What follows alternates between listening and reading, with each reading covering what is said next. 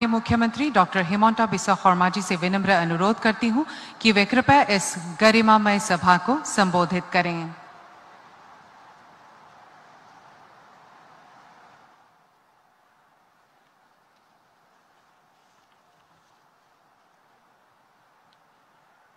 आजिर এই স্মৰণীয় সভাত আমাৰ মাজত উপস্থিত ভাৰতৰ সন্মানীয় প্ৰধানমন্ত্ৰী আমাৰ সকলোৰে আদৰৰ আৰু মৰমৰ শ্ৰীযুত নৰেন্দ্ৰ মোদী ডাঙৰীয়া, অসমৰ সন্মানীয় ৰাজ্যপাল শ্ৰী লক্ষ্মণ প্ৰসাদ আচাৰ্যজী ডাঙৰীয়া, শ্ৰী সৰ্বানন্দ সোণোৱাল ডাঙৰীয়া, অৰুণাচল প্ৰদেশৰ মুখ্যমন্ত্ৰী শ্ৰী পেমা খাণ্ডু ডাঙৰীয়া, শ্ৰী বিমল বৰা ডাঙৰীয়া, বিজুলী কলিতা মেধি ডাঙৰীয়ানী, ডক্টৰ ভূপেন হাজৰিকাৰ সুযোগ্য সন্তান শ্ৰী তেজ হাজৰিকা ডাঙৰীয়া, তেখেতৰ সুযোগ্য ভাতৃ শ্ৰী সমৰ হাজৰিকা ডাঙৰীয়া আৰু তেখেতৰ সুযোগ্য ভগ্নী শ্ৰীমতী কবিতা বৰুৱা ডাঙৰীয়ানী, অসমৰ বিভিন্ন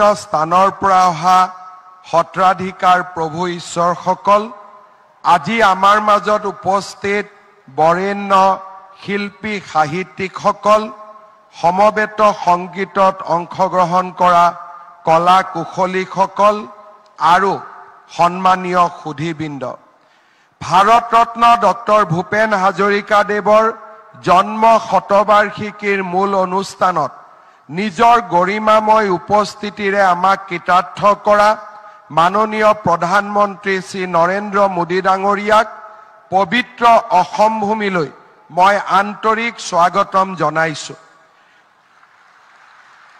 এই বৰ্ণাঢ্য অনুষ্ঠানত মাননীয় প্ৰধানমন্ত্ৰী ডাঙৰীয়াৰ অংশগ্ৰহণে আমাৰ এই আয়োজনৰ সৌষ্ঠৱ অধিক বৃদ্ধি কৰিলে। এই পবিত্ৰ ক্ষণত মই ডক্টৰ ভূপেন হাজৰিকা দেৱৰ শ্ৰীচৰণত সমগ্ৰ অসমবাসী ৰাইজৰ হৈ শতকোটি প্ৰণিপাত আৰু ভক্তি অৰ্ঘ নিবেদন কৰিছো। মহাপুৰুষ শংকৰদেৱৰ পিছত অন্যতম শ্ৰেষ্ঠ অসমীয়া ডক্টৰ ভূপেন হাজৰিকা আছিল অসমৰ জাতীয় জীৱনৰ এনে এক আলোকময় ব্যক্তিত্ব, যাৰ সংগীতৰ সুৰ, কবিতাৰ কথা, চলচ্চিত্ৰৰ দৃশ্য আৰু গভীৰ সামাজিক চেতনাই যুগৰ সুতক নতুন দিশেৰে বোৱাইছিল। ধনী দুখীয়া, উচ্চ নীচ, তুচ্ছতা নেওচি তেওঁ গঢ়িব খুজিছিল এখন সমতাৰ জগত। লোকজীৱনৰ মণিমুকুতা বুটলি আনি তাক সজাই পৰাই অনিৰ্বচনীয় সংগীত সুধাৰ পিয়লা ভৰাই তেওঁ বিশ্ব জনতাক মহাবিষ্ট কৰিছিল। তেওঁৰ অতুল্য প্ৰভাৱৰ যুগজয়ী ঢৌ আজিও প্ৰজন্মৰ পৰা প্ৰজন্মলৈ স্পন্দিত হৈ আছে। ভূপেনদাৰ প্ৰতি থকা আন্তৰিক শ্ৰদ্ধা নিবেদন কৰি যোৱা 8 ছেপ্টেম্বৰত মাননীয় প্ৰধানমন্ত্ৰী ডাঙৰীয়াই লিখা প্ৰবন্ধত উল্লেখ কৰিছিল, ভূপেন হাজৰিকাৰ জীৱনে আমাক সহানুভূতিৰ শক্তি, জনতাৰ কণ্ঠ শুনাৰ শক্তি আৰু আমাক শিপাৰ লগত সংযুক্ত হৈ থকাৰ শক্তিৰ বিষয়ে শিকাইছে। ভূপেন হাজৰিকাক লৈ ধন্য ভাৰত। অসমীয়াৰ উপৰিও ইংৰাজী, হিন্দী আৰু বিভিন্ন আঞ্চলিক ভাষাত প্ৰধানমন্ত্ৰী ডাঙৰীয়াই এনেধৰণে নিজৰ মনোভাৱ ব্যক্ত কৰিছিল। ভূপেন হাজৰিকাৰ জীৱন আছিল এক সাংগীতিক মহাযাত্ৰা। পুণ্যভূমি অসমৰ মণিকাঞ্চন শংকৰ মাধৱৰ উদাৰ মানৱতাবাদী আদৰ্শ শিৰত লৈ জ্যোতিৰ জেউতি আৰু ৰাভাৰ আভাৰে সুন্দৰৰ সৰোবৰ আলিয়েদি আগবাঢ়ি গৈ ভূপেন হাজৰিকাই গানৰ সামাজিক দায়িত্ব উপলব্ধি কৰিছিল। তেওঁ বুজি উঠিছিল গানত বিনোদনৰ লগতে সমাজৰ কথা, মানুহৰ যন্ত্ৰণা আৰু সপোনৰ ভাষাও থাকিব লাগিব। মহাপুৰুষ শংকৰদেৱৰ বৰগীতৰ পৰা আৰম্ভ কৰি বিহু গীত, আইনাম, বিয়ানাম, নিচুকনি গীত, ঐনিতম, জিকিৰ, কামৰূপী, গোৱালপৰীয়া লোকগীত, ঝুমুৰ, ভাটিয়ালি, বাউল আদি লোকসুৰৰ সমাহাৰে তেওঁ সৃষ্টিক সমৃদ্ধ কৰিছিল। তেওঁৰ নীতিত গভীৰ তথা অকৃত্ৰিম স্বদেশ প্ৰেম আছিল। চলচ্চিত্ৰৰ ক্ষেত্ৰতো তেওঁৰ অৱদান আছিল অতুলনীয়। দেশৰ চলচ্চিত্ৰ জগতৰ সৰ্বোচ্চ সন্মান দাদা চাহেব ফাল্কে বঁটা আছিল তেওঁৰ এই কৃতিত্বৰ স্বীকৃতি। সত্ৰীয়া নৃত্যক ৰাষ্ট্ৰীয় স্বীকৃতি প্ৰদানত সংগীত নাটক একাডেমীৰ অধ্যক্ষ হিচাপে তেওঁৰ ভূমিকা অসমীয়া জাতিয়ে কেতিয়াও পাহৰিব নোৱাৰে। জনতাৰ হৃদয়ৰ সাকু গঢ়োতা গণশিল্পী গৰাকীলৈ অনন্য শ্ৰদ্ধা নিবেদন কৰি 2019 চনত ভাৰতৰ মাননীয় প্ৰধানমন্ত্ৰী ডাঙৰীয়াই এইগৰাকী বিশ্ববৰেণ্য শিল্পীক দেশৰ সৰ্বোচ্চ অসামৰিক সন্মানেৰে ভাৰত ৰত্নৰে বিভূষিত কৰাটো আছিল আমাৰ জাতিৰ বিৰল প্ৰাপ্তিৰ মুহূৰ্ত। তদুপৰি আজিৰ এই অনুষ্ঠানত মাননীয় প্ৰধানমন্ত্ৰী ডাঙৰীয়াই ডক্টৰ ভূপেন হাজৰিকাৰ সোঁৱৰণত ৰিজাৰ্ভ বেংক অফ ইণ্ডিয়াই প্ৰস্তুত কৰা 100 টকা মূল্যৰ এটা বিশেষ মুদ্ৰাও আনুষ্ঠানিকভাৱে উদ্বোধন কৰিব।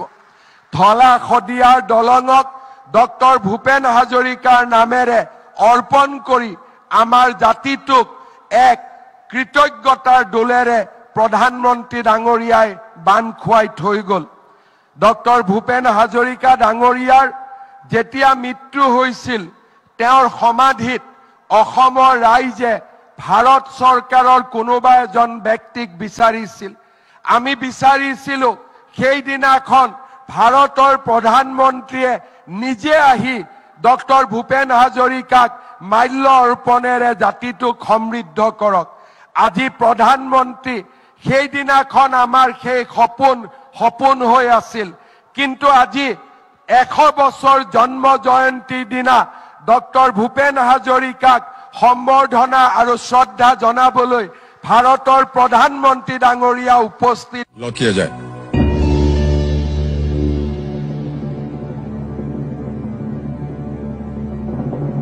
चलिए आपने बोले सही जवाब। थैंक यू क्या बात है। Thank you What great audience. सबको थैंक यू। Really well.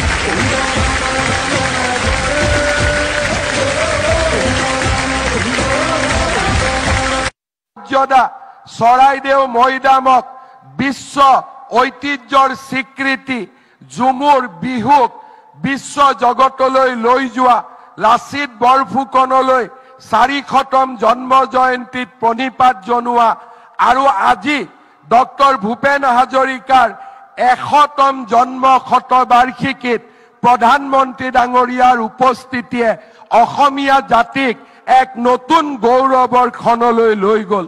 অসমৰ মুখ্যমন্ত্ৰী হিচাপে মোৰ বাবে ই এক প্ৰাপ্তি, জাতিটোৰ বাবে প্ৰাপ্তি, আমাৰ নতুন প্ৰজন্মৰ বাবে ই সদায়ে এক মিঠা সোঁৱৰণ হৈ থাকিব।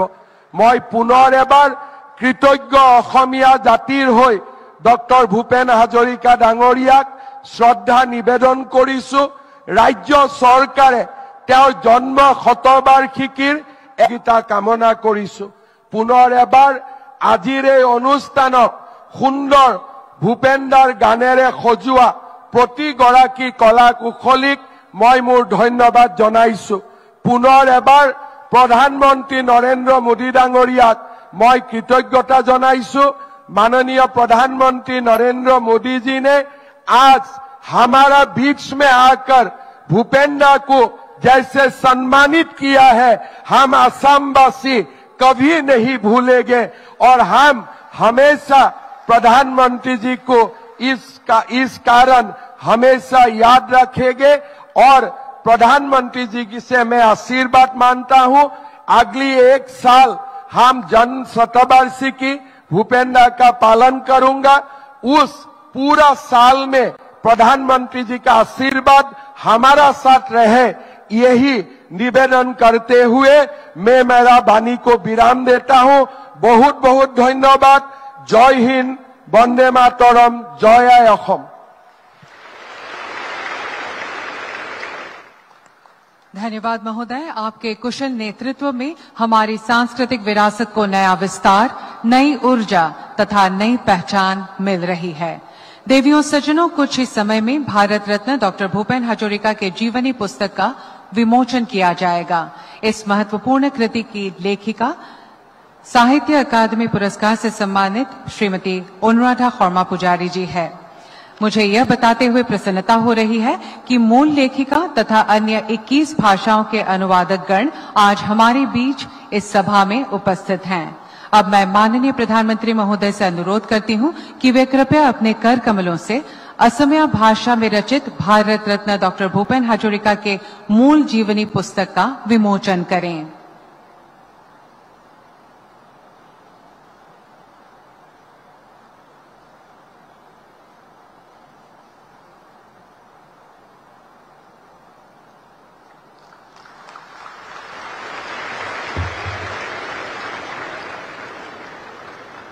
धन्यवाद महोदय।